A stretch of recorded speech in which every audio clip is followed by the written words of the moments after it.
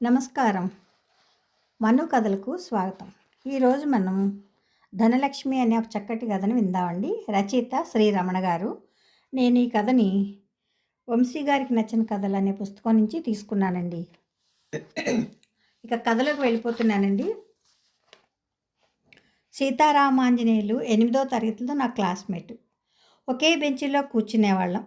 Silk చొక్కా, silk pyjama, వాచి, 2 ఉంగరాలు. బొద్దుగా నల్లగా నిగనిగలాడుతుండేవాడు. పెళపెళలాడి ఇస్త్రీ చొక్కా జేబులో ఎప్పుడూ డబ్బులు గలగల్లాడుతూ ఉండేవి. వీటికి తోడు ఆకుపచ్చ హంబర్ సైకిల్ ఉండడం, సెంటు నూనె గానుగులతో శంషేరుగా స్కూల్కి వచ్చే రామాంజనేయులంటే మా అందరికీ కొంచెం ఈర్ష్యగానే ఉండేది. వీటన్నిటి వల్ల సంక్రమించిన దర్జా కాకుండా అసలు పెద్దలకు ఇంకొకటి కూడా ఉంది అతనికి. అదేంటంటే ఈశ్వరయ్య అనే ఓ పెద్దాయనకి పిల్లలు లేకపోతే దగ్గర దాది పిల్లాడని సీతారామాంజనేయుల్ని దత్తు చేసుకున్నారు. అప్పుడో ఇప్పుడో అనే స్థితిలో ఉన్న ఆయన ఇంటి దీపం పెళ్ళి కళ్ళారా చూడాలనే తహతహలాడితే దత్తపుత్రుడి పెళ్ళి ధనలక్ష్మితో జరిపించేశారు. అంచేత సీతారామాంజనేయులు మా స్కూల్ మొత్తం మీద పెళ్ళైన విద్యార్థి. ధనలక్ష్మి మా బోళ్ళోనే 3వ క్లాస్ చదువుతుండేది. ఈశ్వరయ్య గారు ఒకటి తలిస్తే ఈశ్వరుడు వేరొకటి తలిచాడు. ఇప్పుడో కాసేపు అనుకున్న ఈశ్వరయ్య గారు తిప్పుకొని తేరుకొని యథావిధిగా దుకాణంలో కూర్చుని వ్యాపార వ్యవహారం చూసుకోవడం మొదలుపెట్టారు. గొడ్డొచ్చిన వేళ బిడ్డొచ్చిన వేళ అంటారు. మా సీతారాముడు వచ్చి నాకు ఆయుష్ పోశాడు అని పెద్దాయన మురిసిపోయాడు. ఆయన బతికిపోవడం బాగానే ఉంది, కానీ అకాల వివాహం రామాంజనేయులకి కొంచెం ఇబ్బందిని, బోలెడు పెద్దరికాన్ని తెచ్చిపెట్టింది.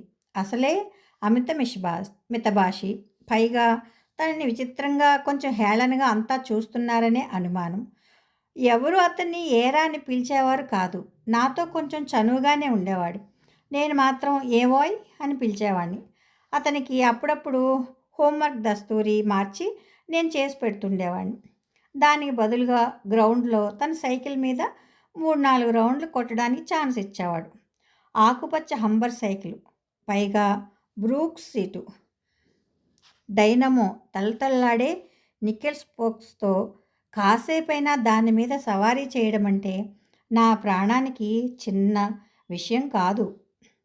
ఒకరోజు సైన్స్ క్లాస్లో కోడిగుడ్డులో భాగాలు చెప్పమని మాస్టర్ అడిగితే పైపెంకు మరియు కోడిపిల్ల అన్నాడు రామాంజనేయులు.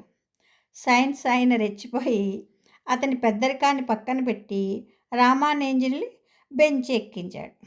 పాపం తల వంచుకుని వేలింగురాలు తిప్పుకుంటూ నిలబడ్డాడు.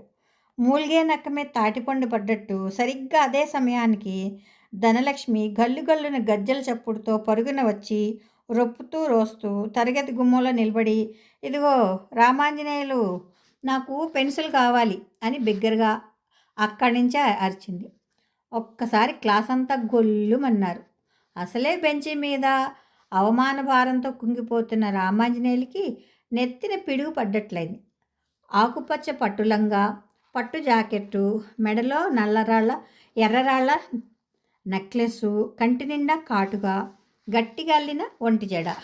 8 ఏళ్ల ధనలక్ష్మి క్లాసు నవ్విన నవ్వుకి బిత్తరపోయి తత్తరబడి గల్లుగల్లును పారిపోయింది. పాపం క్లాస్ నిశ్శబ్దంగా ఉంది. ధనలక్ష్మి గజ్జెల చప్పుడు క్రమంగా దూరమైంది. మాస్టారు కోడిగుడ్డు పాఠం మళ్ళీ అందుకోబోతుంటే రామాంజనేయులు ఆంజనేయుడిలా ఒక్కసారి డెస్క్ మేంచి కిందికి దూకాడు. రోషం కమ్మేసిన అతని ముఖం తుమ్మల్లో పొద్దుగూకినట్లుంది. చర్చరావు బయటకు నడిచి వరండాలో సైకిల్ స్టాండ్ పెద్ద చప్పుడయ్యేలా తీసి అక్కడే సైకిల్ ఎక్కాడు. వెళ్తూ క్లాస్ గుమ్మంలో ట్రింగ్ ట్రింగ్ అని బెల్ కూడా కొట్టాడు. అంతటి వెర్రి ధైర్యం జరిగిన అవమానంలోంచి వచ్చిందే కానీ పాపం అతను పెద్ద మనిషే. జరిగిన దానికి మాస్టారు కంగు తిన్నారు. ఏమీ అనలేక, ఒరే, వీడి పుస్తకాలు యావత్తూ తెచ్చి స్టాఫ్ రూమ్లో పెట్టు రాస్కెల్ అని క్లాస్ లీడర్కి పురమాయించి తిరిగి కోడిగుడ్డు పాఠంలోకి వెళ్ళిపోయారు. ఆ తర్వాత మళ్ళీ సీతారామాంజనేయులు స్కూల్కి పక్కకే రాలేదు. ధనలక్ష్మి కూడా బడి ఆవరణలో మళ్ళీ కనిపించలేదు. ఎటు కొట్టు మీద నాకు సొంత మనిషి అవసరమే, కాస్త మంచి చెడు లాభం నష్టం తెలుసుకుంటాడు అని ఈశ్వరయ్య గారు సరిపెట్టుకున్నారు. ఎప్పుడైనా వాళ్ళ దుకాణానికి వెళ్తే రామాంజనేయులు కనిపించేవాడు.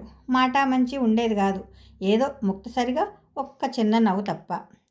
సీతారామాంజనేయులు స్కూల్ మానేయడం వల్ల అప్పుడప్పుడు హంబర్ సైకిల్ తొక్కే అదృష్టం నాకు పోయింది. 10వ తరగతి తర్వాత ఇంటర్కి పక్క ఊరు వెళ్ళాలి. అప్పుడు ఎటూ సైకిల్ యోగం పడుతుందని ఆనందపడుతున్న తరుణంలో మా స్కూల్ని జూనియర్ కాలేజీ చేశారు. నా చదువుతో పాటు దరిమిల డిగ్రీ కాలేజీ కూడా అయింది. ఇక జన్మకి సైకిల్ యోగం లేదని అర్థమైపోయింది. అత్యవసర మార్కులతో ఏదో గట్టెక్కాం అనే లెక్కలో మెల్లిగా డిగ్రీలోకి వచ్చి పడ్డాను. అసలు నాకు రామాంజనేయుల స్ఫూర్తితో చదువు మానేయాలని కోరిక ఉండేది. అయితే రామాంజనేయులు వాళ్ళ నాన్న తీసుకున్నంత తేలిగ్గా మా నాన్న తీసుకోకపోగా, వాళ్ళంటే వ్యాపారాలున్నాయి, మనకేముంది బూడిద, ఎన్టీఆర్ పుణ్యమా అని కర్ణికాలు కూడా పోయాయి, అక్షరం ముక్క లేకపోతే అడుక్కు తినాల్సిందే అంటూ ఘాటుగా దీవించాడు. ఒకరోజు ఈశ్వరయ్య గారికి ఈశ్వరుడి ఆజ్ఞ అయింది. ఆయన పోయాక తెలిసిందేమిటే, ఎటూ ఎవరో పరాయివాడికి పోయేదే కదా అని చేరదీసిన గుమస్తాలు నలుగురు కలిసి దుకాణం దోచేశారని, కరిమింగిన వెలగపండులా అయిందని, ఇవ్వాల్సిన బాకీలకి రావాల్సిన జమాలకి సరిసరి, హళ్ళికి హళ్ళి సున్నకి సున్నా అయింది. దుకాణం మూతపడింది. 20 ఏళ్ల సీతారామాంజనేయులు, 17 ఏళ్ల ధనలక్ష్మి మిగిలారు. దత్తపుత్రుడు అవడం వల్ల ఈశ్వరయ్య గారి వంశం మాత్రం మిగిలింది. ఒకరోజు సెంటర్లో కనిపించి, మీకోసమే చూస్తున్నాను, ఒకసారి మా ఇంటికి వస్తారా అన్నాడు రామాంజనేయులు. వెళ్ళాను. అంగడి వీధిలో ఇంటి మీద ఇల్లు, అందులో ఒక చిన్న గది ముందు రేకుల వరండా. ఇంట్లో అడుగు పెట్టగానే, ఇదిగో ఆయన వచ్చాడు అన్నాడు రామాంజనేయులు ముక్తసరిగా. అంతకుముందు నా గురించి ఏం చెప్పాడో తెలియదు. కూర్చో అన్నయ్య, నీతో కొంచెం మాట్లాడాలి, లోపల నుంచి రేకుల వరండాలోకి వస్తూ అంది ధనలక్ష్మి. ఆ రోజు ఎప్పుడో బుట్టబొమ్మలా ఉన్న ధనలక్ష్మిని క్లాస్ రూమ్ గుమ్మంలోంచి చూడడం తప్పించి మళ్ళీ ఎప్పుడు చూడలేదు. ఇదే మళ్ళీ చూడడం. వయసుకు మించిన పెద్దరికం మాటల్లో ఎంతో పొందిక స్ఫురించింది. మా పరిస్థితి మీకు తెలిసే ఉంటుంది. ఉన్నట్టుండి వీధిన పడ్డాం. ఏం చేయాలో పాలుపోవడం లేదు. మీ ఫ్రెండ్ సంగతి తెలుసుగా, అదేమన్నా అంటే ఏ కొట్లోనో పొట్లాలు కట్టే ఉద్యోగం చేస్తానంటాడు. నా వల్ల చదువు చెట్టెక్కిందంటాడు. చీమలకి చక్కెర దొరకగాలేంది మనుషులు అమ్మనికి 4 మెతులు దొరకవా అనే ధైర్యం చెప్పబోతే, ఉన్నదుండగా నాకో గుదిబండ నిన్ను తగిలించారు అని చిరాకు పడతాడు. ఎంత చెడ్డ, ఈశ్వరయ్య గారు దత్తుడుంటారు కదా. సర్లే, ఆ సోది ఆపి అసలు విషయం చెప్పు అన్నాడు సూటిగా రామాంజనేయులు. ఏం లేదన్నయ్య, ఇక్కడే ఈ వసారాలో పిండిమర పెట్టాలని యోచన చేశాం. ఊళ్ళో ఎక్కడా లేవు కదా, గిరాకీ ఉంటుందని ఆశ. మిషన్కు 10,000 అవుతుందన్నారు.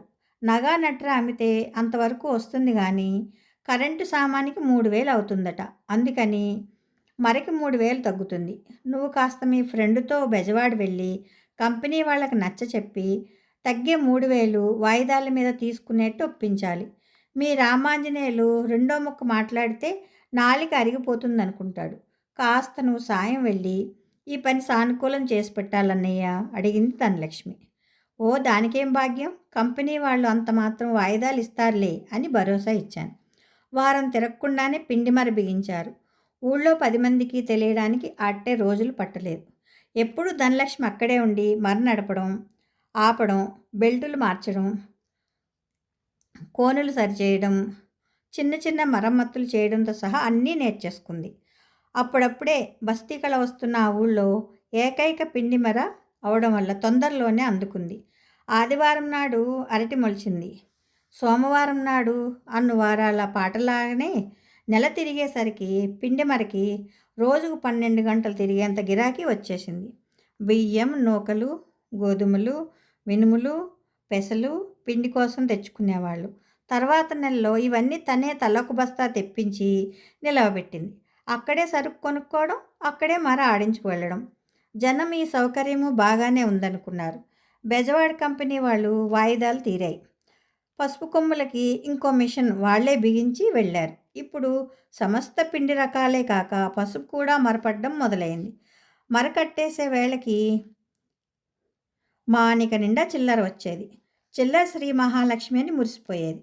చిల్లర పడేసి రూపాయల వంతు చిల్లర 10 వంతు పొట్లాలు కట్టి హోటల్ వాళ్ళకి, ఇతర షాపుల వాళ్ళకి 100కి 10 లాభానికి అమ్మేది.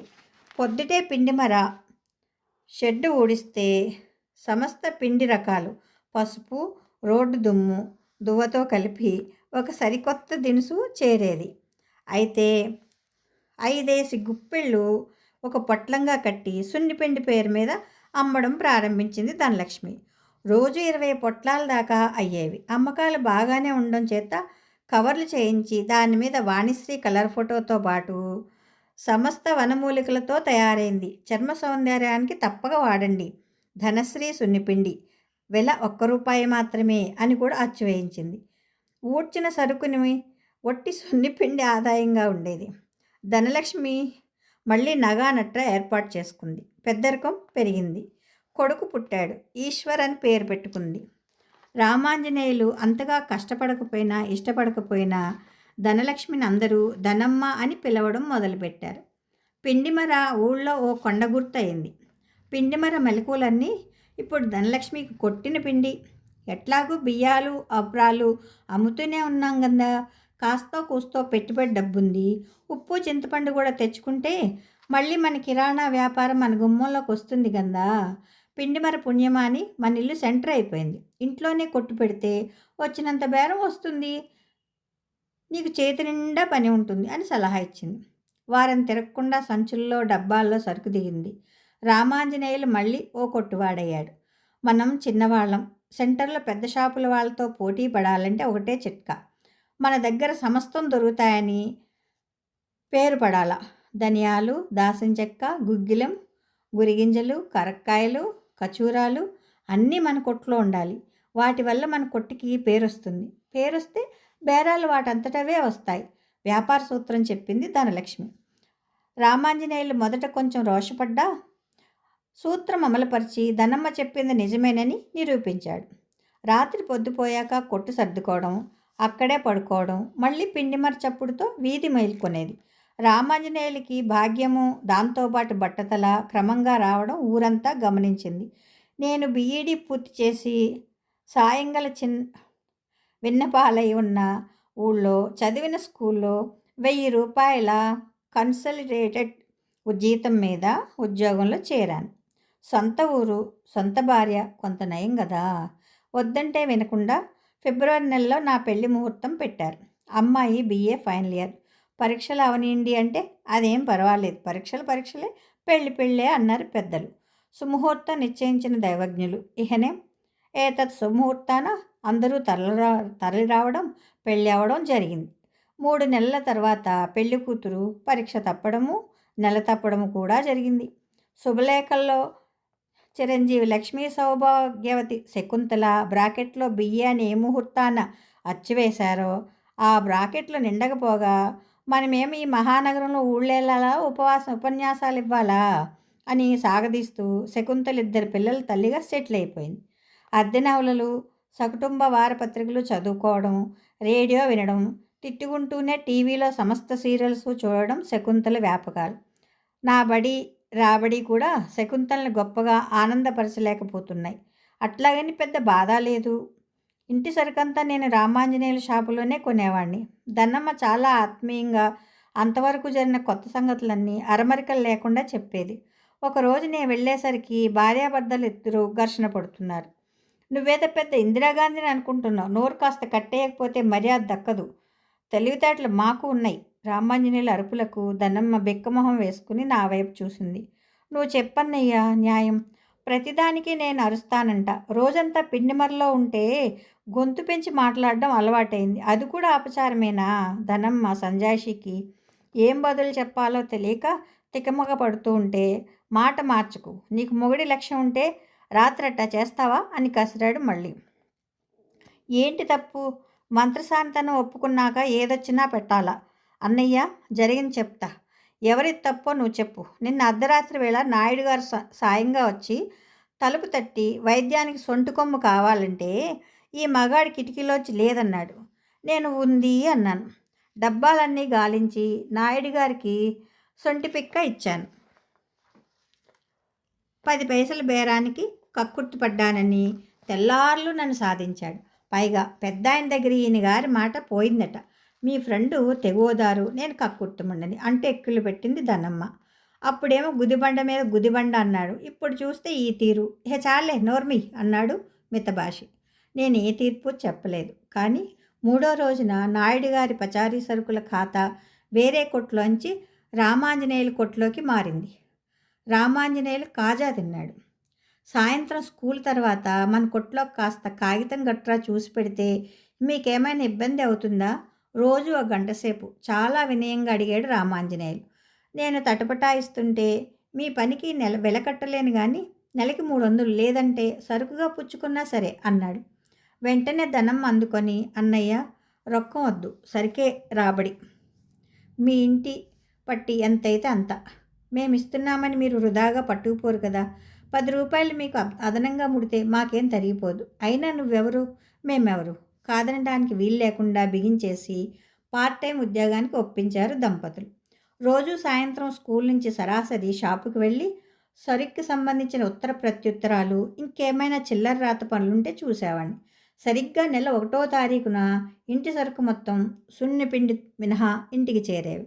అసలే బడిపంతుల ఉద్యోగంతో చిన్నబుచ్చుకున్న శకుంతలకి ఈ చిల్లర కొట్టు గుమస్తాగిరి బొత్తిగా నచ్చలేదు. కానీ నాకు మాత్రం డబ్బుల విషయంలో వెసులుబాటు కనిపించింది. ధనమ్మ అన్నట్టు 1,00,000 మాటలు గుప్పెడు కొర్రలకి సరికావు కదా. ఒకరోజు పని ఒత్తిడి వల్ల కొట్లో ఆలస్యం అయితే ఒక మూర మల్లెపూలు, 4 జిలేబీ చుట్టలు పొట్లం కట్టించి ఇంటికి తీసుకువెళ్ళి అన్నయ్య, నీకు చిన్న చిన్న సరదాలు కూడా తెలియవు అంటూ చిరునవ్వుతో పొట్లాలు నా చేతికి ఇచ్చింది. ఓవర్ టైంకి ఓదార్పు అన్నమాట. తెలివంటే మీ చెల్లెలదే. వ్యాపార మర్మాల మీద ఓ పుస్తకం రాయించండి. ఎంఏ బిజినెస్ మేనేజ్మెంట్ వాళ్ళకి టెక్స్ట్ పుస్తకంగా పనికి రావచ్చు అన్నది శకుంతల పొట్లాలు పరిశీలించి. ఎప్పుడైనా స్కూల్కి వెళుతూ ఇవాళ కొంచెం లేట్ అవుతుందని చెప్తే, పిల్లలు మీకు జిలేబీ చుట్టలు, నాకు మల్లెపూలు వస్తాయోయ్ అని బ్రాకెట్ బియ్య చమత్కరించేది. మా ఆవిడ చమత్కారానికి నవ్వేసేవాడిని. చమత్కారాలకు చింతకాయలు రాలేవు కదా. ధనమ్మ సంకల్పంతో భద్రాచలం యాత్రా స్పెషల్ బస్సు వేశాడు సీతారామాంజనేయులు. 40 మందిని కూడగట్టాడు. 3వ రోజు యాత్ర.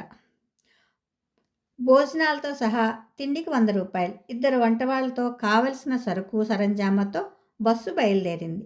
మా జంటికి ఫ్రీ టికెట్లు మంజూరైనాయి.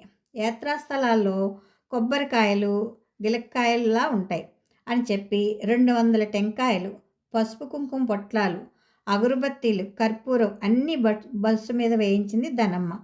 కృష్ణ స్నానం, కనకదుర్గమ్మ దర్శనం, గోదావరి స్నానం, రాములవారి దర్శనం పూర్తి చేయించి 3వ రోజుకి బస్సు ఇంటికి చేరింది. అక్కడి నుంచి తీసుకెళ్ళిన సరుకు, సంబరాలు, టెంకాయలు అన్నీ ఖాళీ అవడం వల్ల ఆ బరువుకి సరిపడా భద్రాచలం అడవిలో కుంకుళ్ళు, సీకాయ, విస్తరాకులు, కొండ చీపుళ్ళు బస్సు మీద లోడ్ చేయించాడు రామాంజనేయులు. స్వామి కార్యం స్వకార్యం కూడా పూర్తయింది. ఇంటికి చేరాక ఏ లోపం రాకుండా చక్కగా యాత్ర జరిపించినందుకు అంతా సంతోషించారు. మా బియ్యే ఈ ట్రిప్పులో చాలా మిగులు. భక్తి సంగతి అట్లా ఉంచండి. టెంకాయల అమ్మకాలు, భోజనాలకి కొట్లో సరికే, ప్లస్ అక్కడ అడవి పంటలన్నీ అనాకానికి తెచ్చారు కదా, ఇక్కడ బేడా అర్ధనాకి అమ్ముతారు. ఈసారి తిరుపతి, శ్రీకాళహస్తి వేయించండి, అక్కడ చింతపండు కారు చౌక అంది. కానీ అప్పటికి తిరుపతి యాత్ర ఖాయం అయినట్టు మా గుదిబండకి తెలియదు. నిత్య వ్యాపార పారాయణంలో తగిన డబ్బు సమకూర్చింది. పెద్ద బజారులో పెద్ద షాపు అమ్మకానికి వస్తే కొన్నారు. కానీ కలిసొచ్చిన చోటు కదా అని కిరాణా కొట్టు ఉన్న చోటనే ఉంచారు. దండిగా చిల్లర కురిపిస్తున్న పిండిమర చప్పుడు వాళ్ళకి కమ్మని సంగీతంలా వీణుల విందు చేస్తోంది. ఆ ఇంటి మీదే గది, దాని మీద ఇంకో గది వేశారు. అది వాళ్ళకి ఒంటి స్తంభం మేడలాగాను, చూసే వాళ్ళకి ఫ్యాక్టరీ గొట్టంలాగాను ఉంది. సెంటర్లో విశాలమైన షాపు ఉండడంతో ఎరువుల ఏజెన్సీ ఇప్పిస్తామని కంపెనీ వాళ్ళు ఇల్లు వెతుక్కుంటూ వచ్చారు. మనకెందుకు గొడవ, పైగా బోలెడు పెట్టుబడి అన్నాడు రామాంజనేయులు. మన దగ్గర రొక్కం ఉంది కదా అంది ధనమ్మ. డబ్బు ఉంటే ఉండదా? ఉంటుంది. డబ్బు కూడా పచ్చి సరుకు లాంటిదే. ఇంట్లో ఉంటే గుండ్రాయి, బయటికెళ్తే కోడిపెట్ట. ఎరువుల అమ్మకాల మీద కమిషన్ ఉంటుంది. తరుణంలో ఎరువులు ఇచ్చి పంటల్లో రైతుల దగ్గర సరుకు తీసుకుంటాం. సరుకు టోకెన్ వస్తే చిల్లర నమ్ముకుంటాం. కొట్టుకు అద్దె లేదు, డబ్బుకు వడ్డీ వస్తది. ధనమ్మ ధోరణికి అడ్డుపడి, ఇహ చాలు, అరటిపండు వలవొద్దు, అర్థమైందిలే అన్నాడు రామాంజనేయులు. పెద్ద బజార్లో ఈశ్వర్ ఏజెన్సీస్ వెలిసింది. ఏజెన్సీ వ్యవహారాలు చూసుకోవడానికి బెంచ్ ఎక్కించిన సైన్స్ మాస్టర్ని పెట్టుకున్నాడు. ఆయన రిటైర్ అయ్యి బాధ్యతలు మిగిలి ఉండడంతో ఏదైనా ఉద్యోగం కోసం చూస్తున్నారని తెలిసి స్వయంగా పిలిచి పెట్టుకున్నాడు రామాంజనేయులు. ఎరువుల వ్యాపారం 3 కాపులు 6 పంటలుగా సాగుతోంది. నేను మొత్తం అన్ని వ్యవహారాల్లోనూ ఆంతరంగిక సలహాదారుగా ఉండిపోయాను. ఉన్నట్టుండి పెద్ద విపత్తు వచ్చి పడింది. జాతీయ విపత్తు.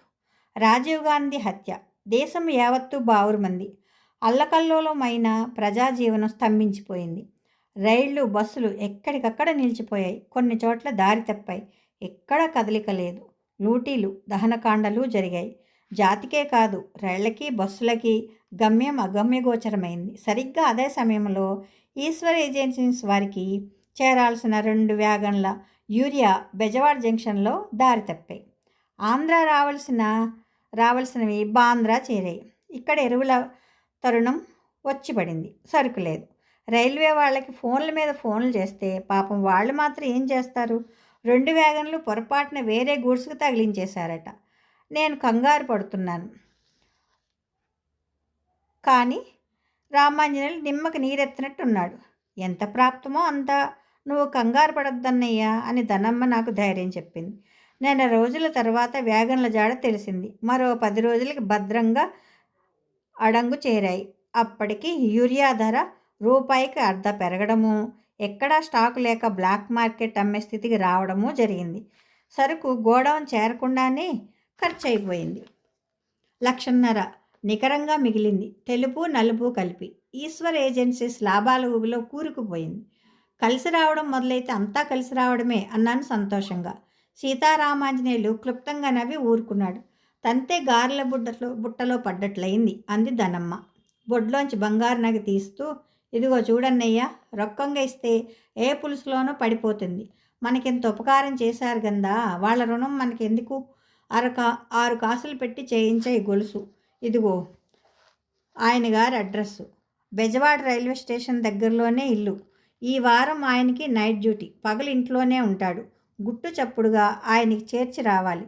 రామాంజనేయులు వెళ్తే లేనిపోని ఆరాలు. ఎందుకు వచ్చిందంట అంటూ నగ నా చేతికి ఇచ్చింది ధనమ్మ. నాకు ఆ సంగతి పూర్తిగా అర్థం కాలేదు. ఊ అనకుండా నిలబడితే ఆ పెద్ద ఆయన తలుచుకోబట్టే గారెల బుట్టలో పడ్డాం అంది ధనమ్మ. నేను నివ్వెరపోయాను. కాస్త తేరుకొని, ఇంకా నయ్యం, తిరిగి వచ్చేసరికి యూరియా ధర పడిపోతే పుట్టి మునిగిపోయేది అన్నాను. అట్లాంటిది జరిగితే రైలు వాళ్ళ దగ్గర నష్టపరిహారం లాగవచ్చని హామీ ఇచ్చాకనే తర్వాత మాటలేవి నాకు వినిపించలేదు. నగ అందుకొని, ఏ వేదంబు పఠించే లూత చెంచే మంత్రమోహించే చదువులయ్యా కాపు శ్రీ కాళహస్తీశ్వర. ఆ కవిగారికి మనస్సులోనే నమస్కరించాను. ఊరి మొగలో ఉన్న అరెకరం స్థలం బేరానికి వచ్చింది. ధనమ్మ కొనాలని ప్రస్తావించింది. వాళ్ళ పిల్ల పెళ్లి కుదిరిందట. అవసరానికి అమ్ముతున్నారు. 1,00,000 చెబుతున్నారు. కానీ 4-5 వేలు తక్కువే ఖరారు చేసుకోవచ్చు. తీసుకుంటే బాగుంటుంది కదా అంది. రామాంజనేయులు రెచ్చిపోయాడు. నీకేం పొయ్యా కాలం? అది తాడు లోతు గుంట. ఏం చేసుకుంటాం? పల్లం కాబట్టి అంత మంచి చోట ఆ ధరకి ఇస్తామన్నారు. నేను చెప్పేది సవిత్రంగా విను. నేను వినను. ఆ చెరువు పూడ్చాలంటే మన ఆస్తులన్నీ అమ్మేయాలి. నిన్ను నిలబెట్టి సమాధి చేయడానికి పనికొస్తుంది అంటూ కొట్టి పారేశాడు. మళ్ళీ నచ్చ చెప్పింది. మా అందరి చేత చెప్పించింది. రామాంజనేయులు కాస్త మెత్తపడ్డాడు. అయినా 70,000కి మించి ధర పెట్టే ప్రసక్తి లేదన్నాడు. బేరసారాలు జరిగాయి. చివరికి 72,250కి రామాంజనేయులు సరే అన్నాడు. స్థలం ధనమ్మ పేర బదిలీ అయింది. మంచి చోటు, చౌకగా కొన్నాడని ఊళ్ళో అంతా అనుకున్నారు. రామాంజనేయులు చాలా ఆనందపడ్డాడు. మీ రామాంజనేయులు నివురు కప్పిన నిప్పు. పైకి తేలడు కానీ బుర్రంతా గుజ్జే.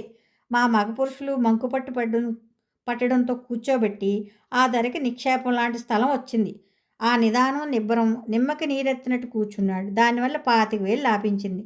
ధనమ్మ నాతో అంటున్న మాటలు గుగ్గిలం పగల హాయిగా రామాంజనేయుల్ని ఆవరించాయి.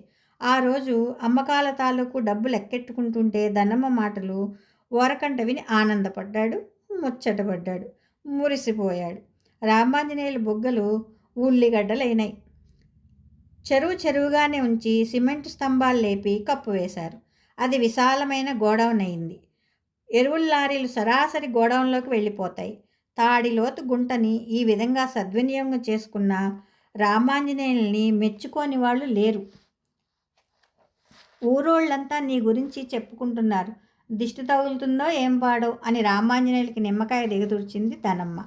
రామాంజనేయులు ఎరువులు కొట్టుకు వెళ్ళగా చూసి, ఈ మధ్యన మీ ఫ్రెండు మొహం మతాబులో వెలిగిపోతోంది చూసావా అన్నయ్య అంది ధనమ్మ. అవును మరి, స్థలం చౌకగా కొన్నాడు, బ్రహ్మాండమైన ఐడియాతో గుంటని గొడౌన్ చేశాడు అని నేనంటే ధనమ్మ మొహం చిన్నబుచ్చుకుంది. అన్నయ్య కడుపు చించుకుంటే కాళ్ళ మీద పడుద్ది, తోడబుట్టిన లాంటివాడు కనుక చెప్తున్నా. అన్నిట్లో నా మాట నెగ్గుతోందని తెగ ఉక్రోషపడిపోతున్నాడు. పనిగట్టుకొని కుళ్ళు మాటలు అంటాడు. అన్నీ ఉండి సంసారంలో సుఖం లేకపోతే ఏంటి లాభం? కాపురం అన్నాక తగ్గు మొగ్గు ఉంటే సర్దుకుపోవాలి గందా. అక్క బంగారం అంటిపెట్టుకుని ఉంటేనే తాళిబొట్టు నిండుగా ఉండేది. లక్క బంగారం అంటిపెట్టుకుని ఉంటేనే తాళిబొట్టు నిండుగా ఉండేది. ఎవరో ఒకరు తగ్గితే పోలా.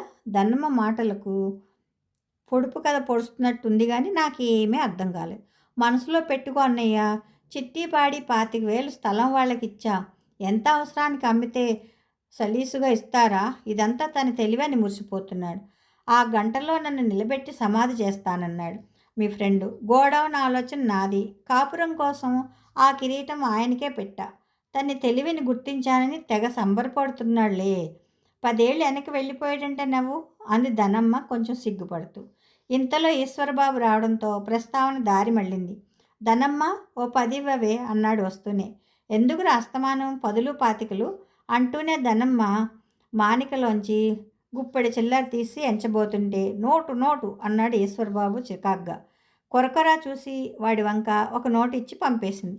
అన్ని అబ్బగుణాలే అన్నయ్య. వీడు 8వ క్లాసులోకి వచ్చాడు.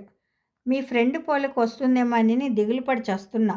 మా ఫ్రెండు ఏం చేశాడమ్మా? మేమంతా చదివి ఏం సాధించాము?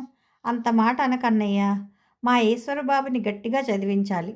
వాళ్ళ నాయన ఉప్పు చింతపండు అమ్ముకుంటే ఈశ్వరయ్య హాయిగా ఏబిసిడీలు అమ్ముకుంటాడు. ఈ రోజుల్లో చదువుని మించిన గొప్ప వ్యాపారం ఏముందన్నయ్య అంటూ పింఛం ఇప్పింది.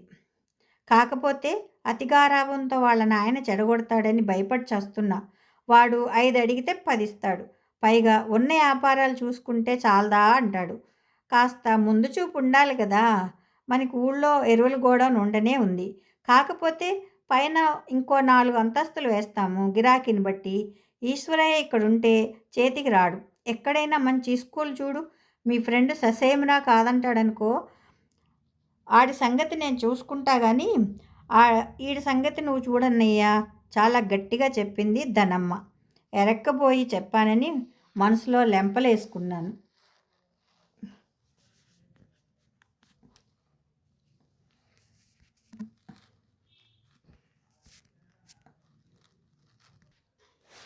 ఆ రోజు పొద్దుటపూట అందరం ఎరువుల షాపులో ఉండగా ఈశ్వరబాబు వచ్చి 25 రూపాయలు కావాలన్నాడు.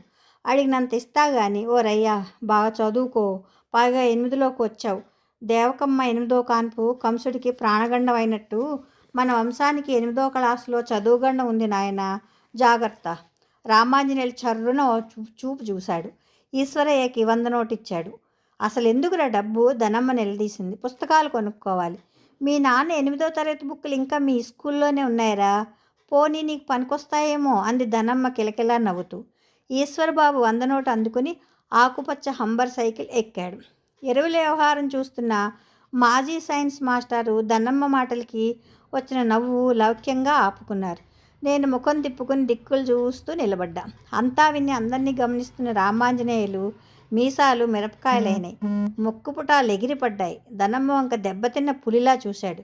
కాసేపటికి నిబ్బరించుకున్నాడు. నా దగ్గరికి వచ్చి, ఈశ్వరయ్యని ఎక్కడైనా హాస్టల్లో ఉన్నా మంచి స్కూల్లో వేయాలండి. ఇక్కడ ఉంటే ఆడాళ్ళ గారాబానికి గాడిదైపోతాడు. ఎక్కడ బాగుంటుందో కాస్త వాకప్ చేయండి, ఎంత ఖర్చైనా పర్వాలేదు అన్నాడు. రామాంజనేయులు రోషంగా ధాటిగా తిరుగులేని నిర్ణయం తీసుకున్న మగాడిలా. ధనలక్ష్మి హమ్మయ్య అనుకుంది తను నెగ్గినందుకు. కథ సమాప్తం. ఈ కథ మీకు నచ్చితే లైక్ చేయండి, షేర్ చేయండి, కామెంట్ చేయండి, సబ్స్క్రైబ్ చేసుకొని నన్ను ఎంకరేజ్ చేయండి. ఉంటానండి.